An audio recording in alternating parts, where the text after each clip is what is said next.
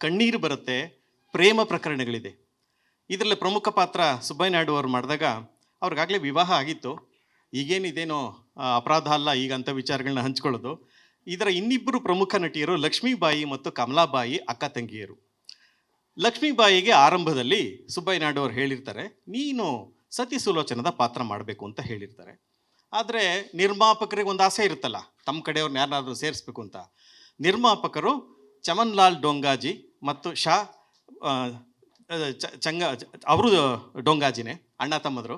ಅವ್ರಿಗೆ ಆಸೆ ಇರುತ್ತೆ ನಮ್ಮ ಕಡೆ ಹೀರೋಯಿನ್ ಹಾಕಬೇಕು ಅಂತ. ಅವರು ತ್ರಿಪುರಾಂಬನೇ ನೀವು ಸತಿ ಸುಲೋಚನೆಗೆ ಹಾಕಬೇಕು ಅಂತಾರೆ. ಹಾಗಾಗಿ ತ್ರಿಪುರಾಂಬ ಅನಿವಾರ್ಯವಾಗಿ ನಿರ್ಮಾಪಕರ ಒತ್ತಾಯದ ಮೇರೆಗೆ ಸತಿ ಸುಲೋಚನದ ಪಾತ್ರಕ್ಕೆ ಆಯ್ಕೆ ಆಗ್ತಾರೆ. ಆದರೆ ಲಕ್ಷ್ಮೀಬಾಯಿ ಅವ್ರನ್ನ ಬಿಡೋಕ್ಕಾಗಲ್ವಲ್ಲ. ಆಗ ನಾಗೇಂದ್ರ ಹೇಳ್ತಾರೆ, ನೀವು ಹೋಗಿ ಲಕ್ಷ್ಮೀಬಾಯಿಯವ್ರನ್ನ ಒಪ್ಪಿಸಿ ಮಂಡೋದರಿ ಪಾತ್ರಕ್ಕೆ ಒಪ್ಪಿಸಿ ಅಂತ. ಈಗ ಇದ್ದಂಥ ಸುಬೇದಾರ್ ಚಿತ್ರನ ರಸ್ತೆ ಈಗಿದ್ದಾಗ ಆಗ ಇರಲಿಲ್ಲ. ಅಲ್ಲಿ ಒಂದು ಮನೆ ಇರುತ್ತೆ, ಮನೆ ಮುಂದೆ ಮಲ್ಲಿಗೆಯ ಬಳ್ಳಿಯನ್ನು ಹಬ್ಬಿಸಿರ್ತಾರೆ. ಸುಬ್ಬಯ್ಯ ನಾಯ್ಡು ಅವರು ನಡ್ಕೊಂಡು ಹೋಗ್ತಾರೆ. ನಾಟಕದಲ್ಲಾದ್ರೂ ಪ್ರಖ್ಯಾತರಾಗಿರ್ತಾರೆ ಸುಬ್ಬಯ್ಯ ನಾಯ್ಡು ಅವರು. ನಡ್ಕೊಂಡು ಹೋಗ್ತಾರೆ. ಇವ್ರಿಗೆ ಮನೆ ಯಾವುದು ಅಂತ ಗೊತ್ತಿರಲ್ಲ. ಮಲ್ಲಿಗೆ ಬಳ್ಳಿ ಇರುವಂಥ ಮನೆ ಲಕ್ಷ್ಮೀಬಾಯಿ ಮನೆ ಅಂತ ಹೇಳಿರ್ತಾರೆ. ಇವರಿಗೆ ವಾಸನೆಯ ಮೂಲಕ ಮಲ್ಲಿಗೆ ಬಳ್ಳಿ ಹತ್ರ ಹೋಗ್ತಾರೆ. ನೋಡಿ, ಒಂದು ಸಂಜೆ ಮಲ್ಲಿಗೆ ಬಳ್ಳಿಯಲ್ಲಿ ಲಕ್ಷ್ಮೀಬಾಯಿಯವರು ಮಲ್ಲಿಗೆ ಹೂವನ್ನು ಬಿಡಿಸ್ತಾ ಇರ್ತಾರಂತೆ. ಇವ್ರು ಹೋಗಿ ನೋಡ್ತಾರೆ, ಎಷ್ಟು ಸುಂದರವಾದ ಹುಡುಗಿ ಮಲ್ಲಿಗೆ ಹೂವನ್ನು ಬಿಡಿಸ್ತಾ ಇದ್ರಲ್ಲ. ಹೋಗಿ ಇವ್ರು ನೋಡ್ತಾರೆ, ಇವ್ರು ನೋಡ್ತಾರೆ, ಅವ್ರು ನೋಡ್ತಾರೆ, ಪ್ರೇಮ ಶುರುವಾಗುತ್ತೆ. ಇದು ಮೊದಲ ಪ್ರೇಮ ಪ್ರಕರಣ. ಕಣ್ಣಲ್ಲಾಗಲೇ ಪ್ರೇಮ ಶುರುವಾಗಿದೆ. ಇವರು ನೋಡಿ, ನೀವು ಸುಬ್ಬಯ್ಯ ನಾಯ್ಡು ಅವರಲ್ವಾ ಅಂತ ಲಕ್ಷ್ಮೀಬಾಯಿ ಕೇಳಿದ್ರಂತೆ. ಹೌದು, ನಾನು ಸುಬ್ಬಯ್ಯ ನಾಯ್ಡು, ನೀವು? ನಾನೇ ಲಕ್ಷ್ಮೀಬಾಯಿ ಅಂದ್ರಂತೆ. ನೀವು ನನ್ನ ಸಿನಿಮಾದಲ್ಲಿ ಪಾತ್ರ ಮಾಡಬೇಕು ಅಂದ್ರಂತೆ. ಅಯ್ಯೋ, ನನಗೆ ಗೊತ್ತಿಲ್ಲ, ನಮ್ಮ ಅಣ್ಣ ಒಳಗಿದ್ದಾರೆ, ನಾನು ನೀವು ಮಾತಾಡೋದನ್ನ ಅವ್ರು ಕೇಳಿಸ್ಕೋಬಾರ್ದು, ನೀವು ಒಳಗೆ ಬಂದು ವ್ಯವಹಾರ ಮಾತಾಡಿ ಆಮೇಲೆ ನೋಡೋಣ ಅಂದ್ರಂತೆ. ಆಮೇಲೆ ಒಳಗೋದ್ರು, ಅವರಿಬ್ಬರು ಮಾತಾಡಿದ್ರು. ಲಕ್ಷ್ಮೀಬಾಯಿಯವರು ಮಂಡೋದರಿಗೆ ಒಪ್ಕೊಂಡ್ರು. ಅವ್ರ ತಂಗಿ ಕಮಲಾಬಾಯಿ, ಅಕ್ಕ ತಂಗಿ ಇಬ್ಬರಿಗೂ ರೋಲ್ ಕೊಡಬೇಕಲ್ಲ. ಆಮೇಲೆ ಕಮಲಾಬಾಯಿಗೂ ಒಂದು ರೋಲು ಅಂತ ಹೇಳಿದ್ರಂತೆ. ಯಾವ ರೋಲು ಅಂತ ಹೇಳಿರ್ಲಿವಂತೆ ನಿರ್ದೇಶಕರು. ಆಮೇಲೆ ನೋಡೋಣ ಅಂತ ಕೊಲ್ಲಾಪುರದಲ್ಲಿ ಶೂಟಿಂಗು. ರೈಲಿನಲ್ಲಿಂದ ಹೊರಡುತ್ತೆ ಇಡೀ ತಂಡ. ಮಧ್ಯೆ ಹೋಗೋತ್ತಿಗೆ ಆಗ ಕಲ್ಲಿದ್ದಿನ ರೈಲು, ನೀವು ಎಷ್ಟು ಜನ ಪ್ರಯಾಣ ಮಾಡಿದರೆ ನಿಮಗೆ ಗೊತ್ತಿರುತ್ತೆ. ಕಲ್ಲಿದ್ದಿನ ಸಣ್ಣ ಸಣ್ಣ ಕಿಡಿಗಳು ಹಿಂದೆ ಕೂತಿರೋ ಪ್ರಯಾಣಿಕರಿಗೆ ಕಿಟಕಿ ಪಕ್ಕ ಕೂತಿದ್ರೆ ಕಣ್ಣಿಗೆ ಬೀಳ್ತಾ ಇರುತ್ತೆ.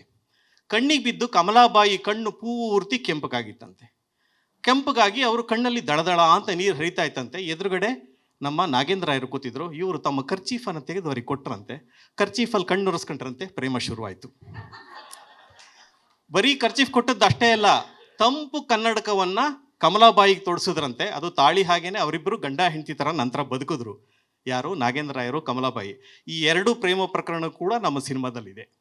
ಹಾಗಾಗಿ ಇದ್ರ ವಿಶೇಷ ಏನು ಅಂತಂದರೆ, ಸುಬ್ಬಯ್ಯ ನಾಯ್ಡು ಥರ ನಮ್ಮ ಸೃಜನ್ ಕಾಣಿಸಲ್ವಾ? ಬನ್ನಿ ಸೃಜನ್, ಕಾಣಿಸ್ತಾರೋ ಇಲ್ವೋ? ರಕ್ತದಲ್ಲೂ ಸುಬ್ಬಯ್ಯ ನಾಯ್ಡು ರಕ್ತ ಇದೆ. ಮೀಸೆ ಚಿತ್ರೀಕರಣದ ಸಂದರ್ಭದಲ್ಲಿ ಮಾಡ್ತಾರೆ. ಹಾಗಾಗಿ ನಾನು ಇವ್ರನ್ನ ಅಂದ್ಕೊಂಡೆ, ಬೇರೆ ಯಾರೂ ಅಲ್ಲ, ಸುಬ್ಬಯ್ಯ ನಾಯ್ಡು ಪಾತ್ರವನ್ನು ನೀವೇ ಮಾಡಬೇಕು ಅಂತ. ಈ ಚಿತ್ರದಲ್ಲಿ ಇಂದ್ರಜಿತು ಪಾತ್ರವನ್ನು, ಮೊದಲ ನಾಯಕ ನಟ ಮಾಡಿದ ಪಾತ್ರವನ್ನು ನಮ್ಮ ಸೃಜನ್ ಮಾಡ್ತಾ ಇದ್ದಾರೆ. ಇನ್ನು ಉಳಿದದ ಪಾತ್ರಗಳ ಆಯ್ಕೆ ಆಗಬೇಕಾಗಿದೆ. ಆದರೆ ಇಂಥ ಒಂದು ಪ್ರಯತ್ನಗಳ ಹಿಂದೆ ಎಂಥ ಶ್ರಮ ಇರುತ್ತೆ. ಯಾಕೆ ನಾವು ದಾಖಲೆಗಳಲ್ಲಿ ಭಾರತೀಯರು ಹಿಂದೆ ಉಳಿತೀವಿ ಅನ್ನೋದು ನನಗೆ ಯಾವಾಗಲೂ ಆಶ್ಚರ್ಯ. ನಾಯರ್ ಅಂತ ಒಬ್ಬರಿದ್ದರು ಕೇರಳದಲ್ಲಿ. ಅವರು ಸಂಗ್ರಹಿಸದೇ ಇದ್ದರೆ ಈಗ ನಮ್ಮ ಹತ್ರ ಇರುವಂಥ ಸಂಗ್ರಹ ಕೂಡ ಇರ್ತಿಲ್ಲ. ಕನ್ನಡದಲ್ಲಿ 1934 ಮೊದಲನೇ ಸಿನಿಮಾ, 1944 ಮುಂದೆ 15 ಸಿನಿಮಾಗಳ ನಿರ್ಮಾಣ ಆಗುತ್ತೆ. 34ರಿಂದ 44ರಲ್ಲಿ 15ರಲ್ಲಿ ನಮ್ಮ ಹತ್ರ ಈಗ ಲಭ್ಯ ಇರುವಂಥದ್ದು 1941ನೇ ಇಸವಿಯಲ್ಲಿ ತಯಾರಾದ ವಸಂತ ಸೇನ. ಅದೊಂದೇ ಲಭ್ಯ ಇರೋದು. ಅದರ ಹಿಂದಿನ 8 ಚಿತ್ರಗಳು ಬರೀ ಸ್ಥಿರ ಚಿತ್ರಗಳಿದ್ದೇವೆ ಹೊರತು ನಮ್ಮ ಹತ್ರ ಏನೂ ಲಭ್ಯ ಇಲ್ಲ. ನಂತರ ಬಂದದ್ದು ಅನಂತರ ವಾಣಿ ಬಂತು. 1943ರಲ್ಲಿ ವಾಣಿ ಇದೆ, ವಸಂತ ಸೇನಾ ಇದೆ. ಇವೆರಡು ಚಿತ್ರಗಳನ್ನು ಆರ್ಕೈವ್ ಮಾಡಿಟ್ಟಿದ್ದಾರೆ.